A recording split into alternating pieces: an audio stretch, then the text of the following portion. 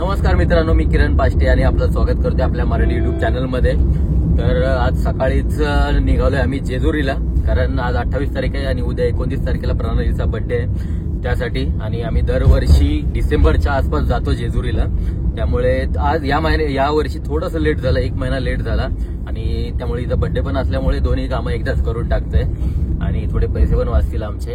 तर 8:30 वाजता प्रवास चालू केलेला आहे, तर बघूया आता आपण किती वाजता पोहोचतोय.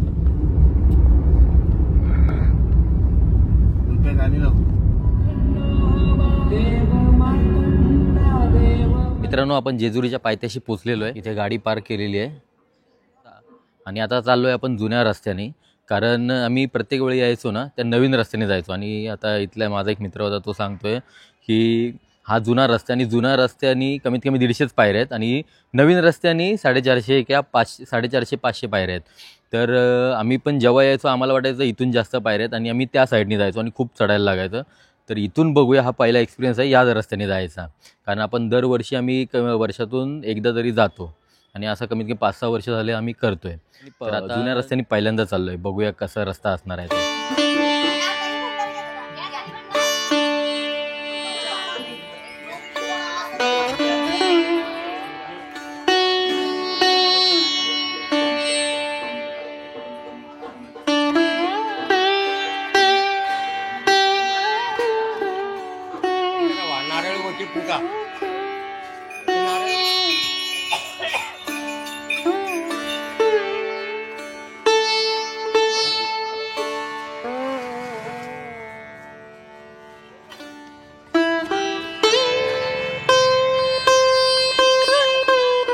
गाड्या बिड्या चालल्यात.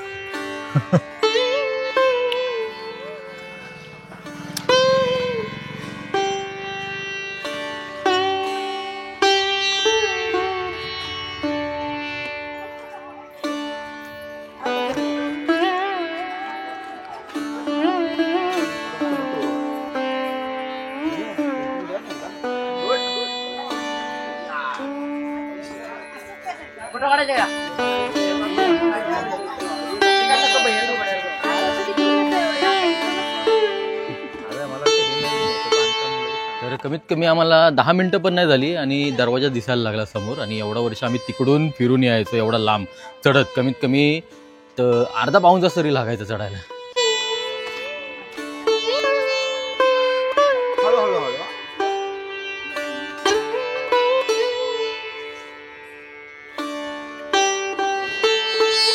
चला चढा चढा चढा लवकर.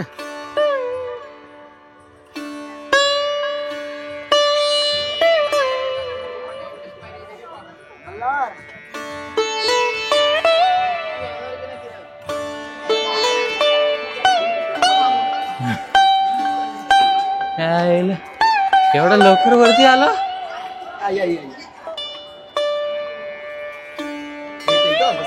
हा,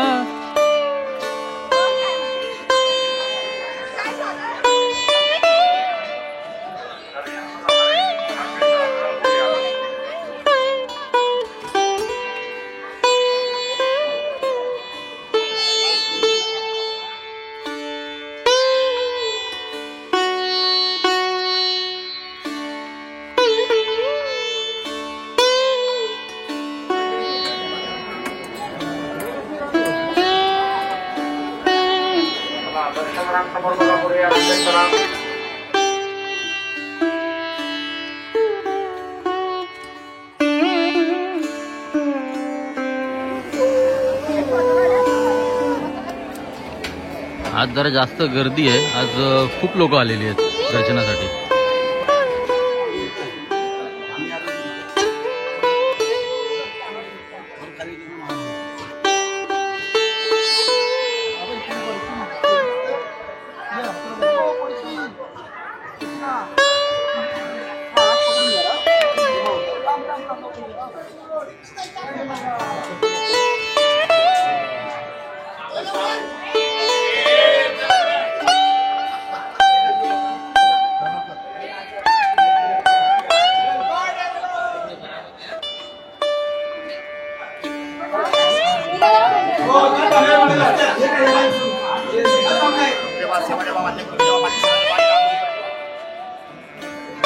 आम्हाला वरती यायला कमीत कमी 10 ते 15 मिनटं लागली. त्यानंतर दर्शन घ्यायला अर्धा तास लागला. म्हणजे टोटल पाऊण तासात आम्ही रिटर्न पुन्हा चाललो आहे.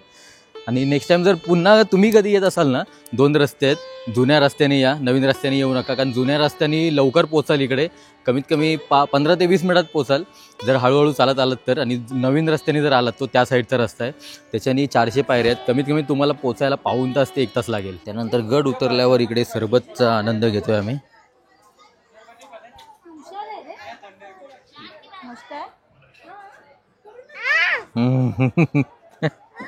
तर आमचं मस्त दर्शन झालं, खाली पण उतरलो. आणि एक महत्त्वाची सूचना देतो तुम्हाला, इथे प्रत्येक ठिकाणी जर गेलात ना, लुटायची कामं खूप करतात. म्हणजे खूप लोकांना त्याचा अनुभव आला असेल, जे फर्स्ट टाईम आले असतील त्यांना. आता मला सवय झाली, मी वर्षातून एकदा तरी येतो, त्यामुळे मला ती सवय झाली. पहिल्यांदा मला पण असंच केलेलं.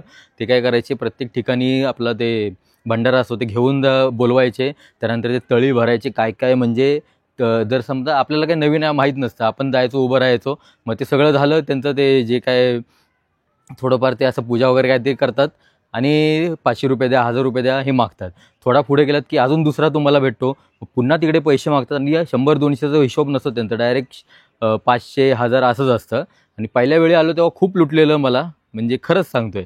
म्हणजे प्रत्येक ठिकाणी मी पैसे दिलेले त्यावेळी. त्यानंतर आता मला कळलं की काय असतं. त्यामुळे मी आत्ता जर आलो की कुठे थांबत नाही, फक्त पाया पडतो आणि निघतो. तुम्ही जर कधी येत असाल किंवा नवीन लग्न झाल्यावर जात असाल किंवा असंच जर दर्शनाला जात असाल तर नक्की लक्षात ठेवा, पैसे कुठेही देऊ नका. आणि जबरदस्ती नसते.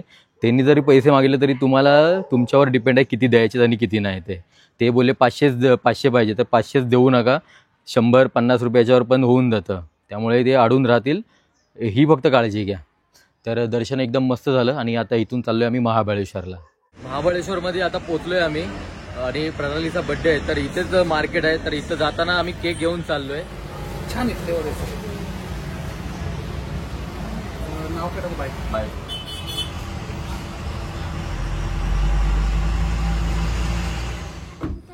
आपण हॉटेलला पोचलोय, हॉटेल द्वारका. तर हॉटेल द्वारकामध्ये आपण थांबलोय. आणि टोटल इथे 45 रूम आहे. ॲम्बियन्स एकदम भारी वाटतंय. रूम बघूया.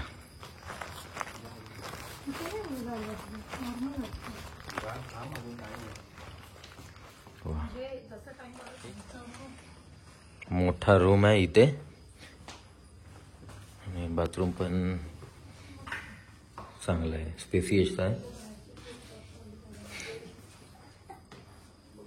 हॉटेल द्वारका पाचगणीमध्ये आपण स्टे केलेला आहे. आणि इथेच प्रणालीचा बड्डे सेलिब्रेट करणार आहे, त्यामुळे अजून बड्डेपर्यंत थांबा, व्हिडिओ शेवटपर्यंत बघा. संध्याकाळचा व्ह्यू असा काही आहे. तुम्हाला पार्टी करायची तर इथे बसू शकता. तर लहान मुलांसाठी झोपाळा वगैरे इथे चालू, म्हणजे अजून 1 मिनिट बाकी आहे.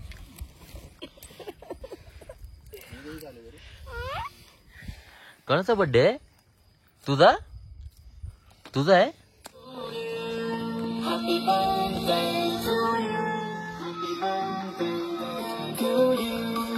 मित्रांनो, व्हिडिओ कशी वाटली नक्की सांगा. आणि महाबळेश्वरला खूप थंडी आहे, फेब्रुवारीचा महिना चालू झाला तरी पण, आणि एकदम असं कुडकुडतोय एकदम. तर व्हिडिओ कशी वाटली नक्की सांगा. आणि जर या हॉटेलला कधी यायचं असेल तर मी खाली नंबर मेन्शन केलेला आहे, तिकडे तुम्ही कॉन्टॅक्ट करू शकता.